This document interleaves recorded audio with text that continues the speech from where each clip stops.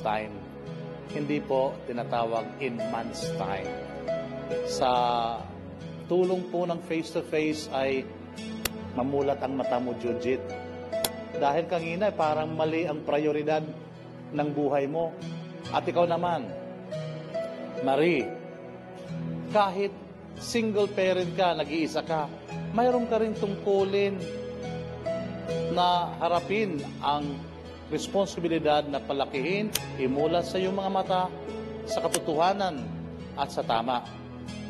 Who knows, sa iyong pananalangin, makita ka ng isang lalaki na tatanggapin ka kahit may dalawa kang anak at mamahalin ka, hindi lamang sa laman, kundi sa kabuuan ng iyong katauhan. Salamat po. Thank you very much sa ating pong mahal na trio tagapayo.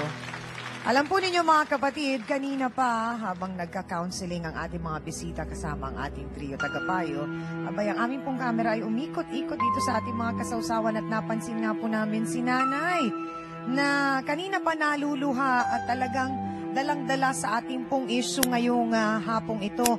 Nay, tanong ko lamang po, meron po ba kayong gustong iparating sa ating mga bisita? May mensahe po ba kayo kay Jocelyn o kay Marie? Ako naman, sa sobrang babaero yung asawa ko, yun, iniwan ko na lang ako ang kusang umiwan sa kanya dahil hindi ko na kaya. Ano po ba ang ginawa ninyo para makabangon kayo ulit, makayanan po ninyo yun? Ayun, may trabaho naman po ako. Sa trabaho na lang ang inikuan ko sa sarili ko. Iniwan ko lang siya, wala kang mapapala. Parang bahala na siya sa buhay niya. Pero natutunan naman po ninyong mahalin ang inyong sarili, Mami. Sarili ko na lang. Sarili ko na lang ang minamahal ko kasi hindi naman niya ako minahal. Yung mga babae niya, ang mahal niya, bahala na siya sa buhay niya. Pero naku, natutuwa naman po kami, Mami, dahil kahit paano, alam po namin, wala namang babaeng may gusto na talagang sila ay mahiwalay. Pero kahit paano po, nandoon yung natuto kayong tumayo at bumangon sa naging eksperyensya ninyo at higit sa lahat, natuto po kayong mahalin ang inyong sarili. Ganun talaga. Salamat po, Nay. Maraming salamat.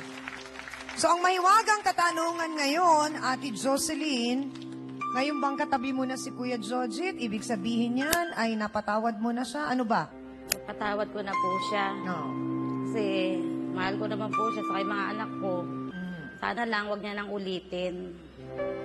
Yun lang ang ano ko sa kanya. At sana lang nga din, Ate Jocelyn, matapos yung naging counseling, mas maunawaan ninyong dalawa po, Mang Jojit, na kung may pagkukulang, kailangan parating. Sabihin po ninyo, ipaalam ninyo.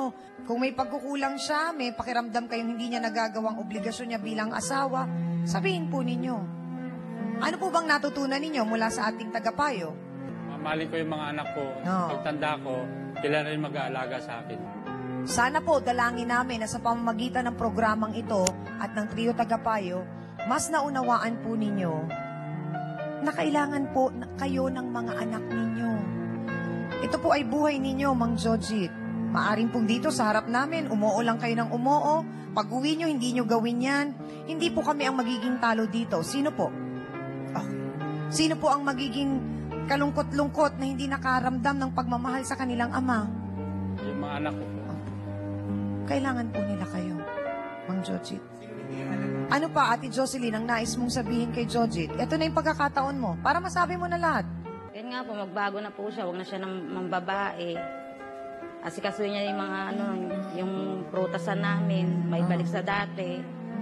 Para pumano yung mga anak. Pag naulit-ulit, anong gagawin ninyo? Putol na yan.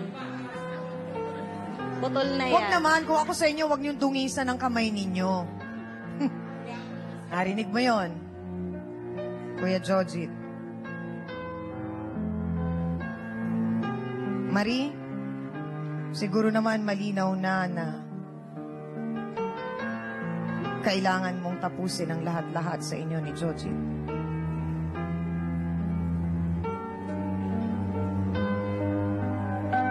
Tapos na nga ba, Kuya Jojit? Ha? Bali pag labas namin dito, tapos na po magiging relasyon namin. Yun na ang ano ko kanya. Sana niya, mapatawad niya ako sa makahanap siya ng lalaking magmamahal sa kanya ng gusto hanggang sa pagtanda niya. Ate Marie, tapos na daw ang lahat. Kay Jocelyn, humingi ako ng tawad. Sa ginawa namin kasalanan, hindi ko naman alam eh. Kung alam ko lang, hindi ko naman gagawin eh. Nararamdaman ko rin kung anong sakit eh. Sorry. Pinapaupaya ko na sa sayo para sa mga anak mo.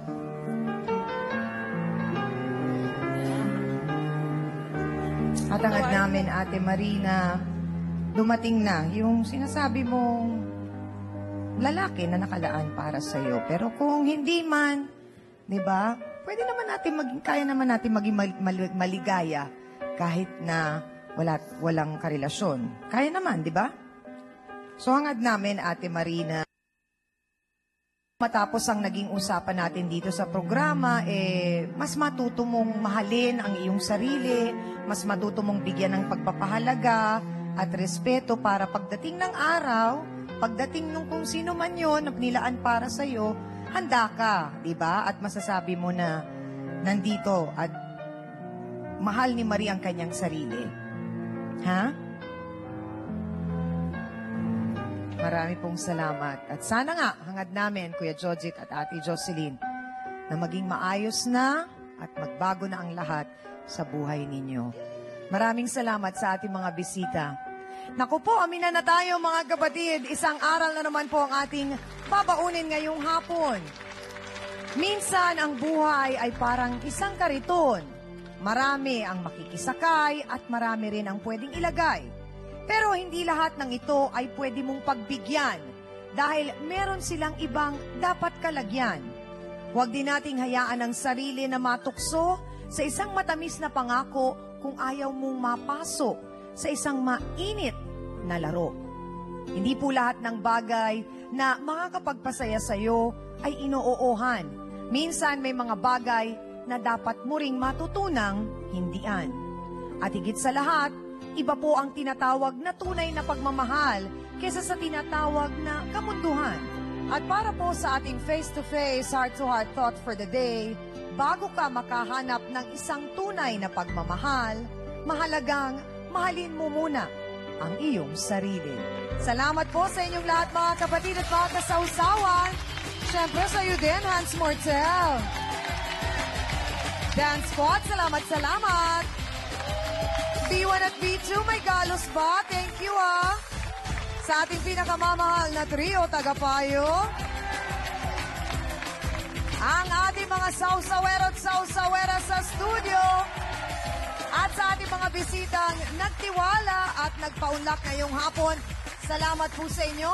Ako po muli ang inyong pambansang kapitana, ang inyong siyang amin na laging nagpapaalala. Ang problema, pwede mong tawanan, pero hindi mo yan dapat talikuran. Kaya kung may problema ka, harapin mo, pag-usapan natin yan. Para po sa inyo to mga kapatid.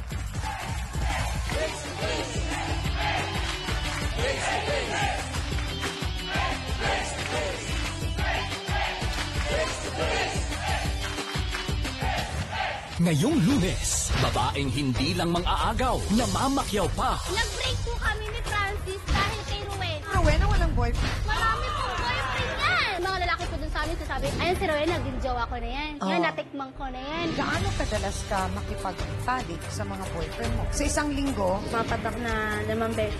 Depende sa tao. So wala siyang kapaguran, Dok. Minsan nakakaingit. Kabi-kabila ang mga lalaki niya, sabay-sabay pa. So mahal mo si Rowena. Ako. Gaano mo siya kamahal? Sobrang pagmamahal. Tanong ko ngayon, sinong mahal mo? Si Jeffrey. Ikaw daw ang mahal ni Rowena. Mahal mo pa rin ba siya matapos mong marinig yun?